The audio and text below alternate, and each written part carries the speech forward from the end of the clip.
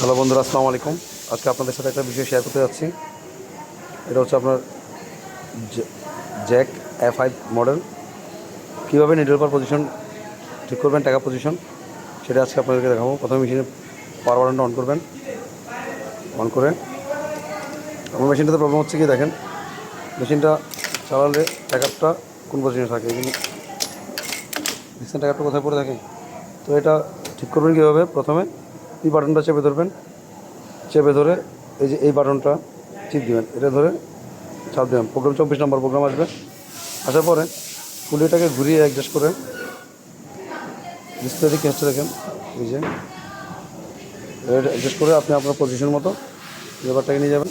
আমি ঘুরিয়ে এবার ওপর নিলাম, ঠিক আছে।